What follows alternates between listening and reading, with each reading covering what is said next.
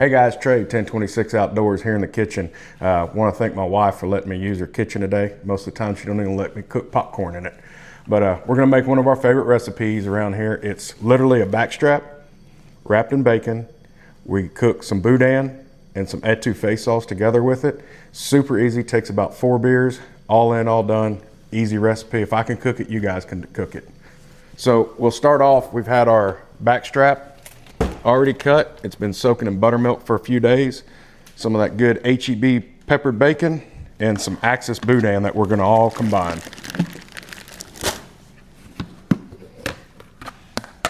All right, now that we have everything in place, the Axis, the backstraps, they've been soaking for a couple days in buttermilk. Some say it makes a difference, some people say it don't. It's kind of like purging your crawfish. Some people use salt, some people say it's sacrilegious. I say no to salt on crawfish, and I say yes to buttermilk on the wild game.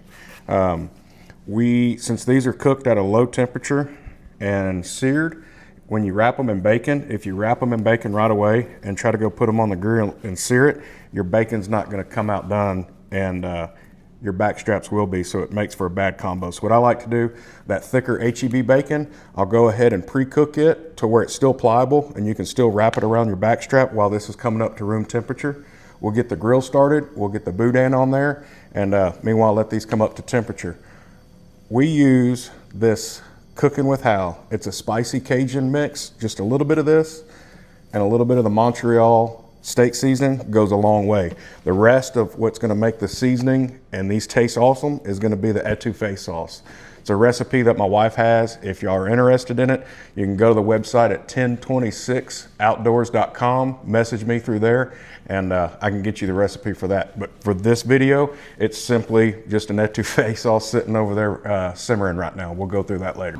For a quick recipe like this, you can put it on the smoker. You can use a charcoal grill. I like the Pit Boss. For the simple reason is literally walk over here, turn it on, and about 2 minutes later, it's up to temperature, ready to go. So we'll go ahead and put our boudin on. We'll put it up on the top rack and let it start coming up to internal temperature. When it's almost done, it'll be about the time that our Axis backstrap will be at room temperature. Wrap it with bacon, bring it out, and go ahead and sear it on the grill. All right, we've got the grill lit, the boudin's on.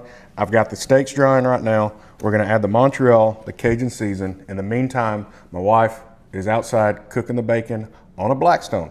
Even though we've got a perfectly good oven right here, I cooked bacon on it one time. Brother, I'm ready to tell you right now, you'd rather tug on a Bobcat with a handful of cockaburs and get this damn stove dirty. I get it. So she's allowed me to cook a little bit of etouffee sauce on it. I'm not gonna push my limits. So meantime, let's put a little seasoning on these and get these ready. That's at Hal's and a little Montreal.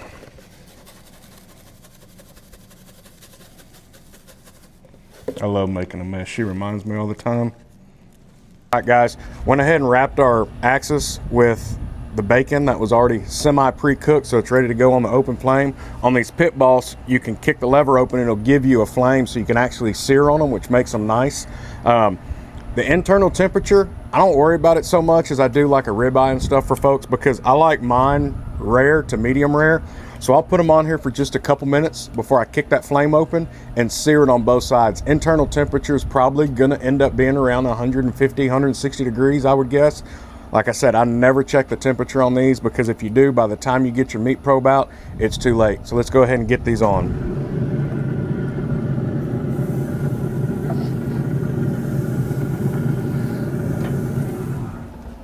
So while those are cooking, real quick, if I don't see you guys out at the ranch, I'd like y'all to come out to Madisonville October 18th for the 3rd annual Katy Bar Cattle Company meet and greet.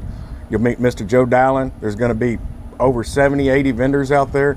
They're gonna be cooking everything from the tooter to the snooter. It's brought to you by Blue Silo Farms, also here in Madisonville. Come hang out with myself, Mr. T. Clark, Joe Dowling, have a couple garage sodas, and eat some good food, meet some good people. Get on an open flame. I'm gonna put them for about a minute on each side and get a sear. All right, it's been about a minute and a half on each side. I've already flipped them. The little meat nuggets are ready to come off, and let's go plate them. All right, guys, we got everything off the grill. Steaks are ready, boudin's cooked, etouffee sauce is piping hot right now. Let's go ahead and get this thing together. So a little bit of boudin, a little bit of this homemade etouffee sauce.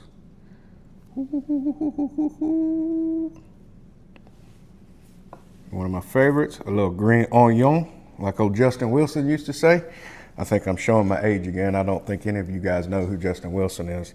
I don't watch none of these cooking shows today. Everybody's talking about risotto and prosciutto and all this crap I can't even pronounce. You get done with this, get on YouTube and look at Justin Wilson, man. He's got some of the best cooking shows you'll ever see. Let's take a bite. Get some of that goodness on there.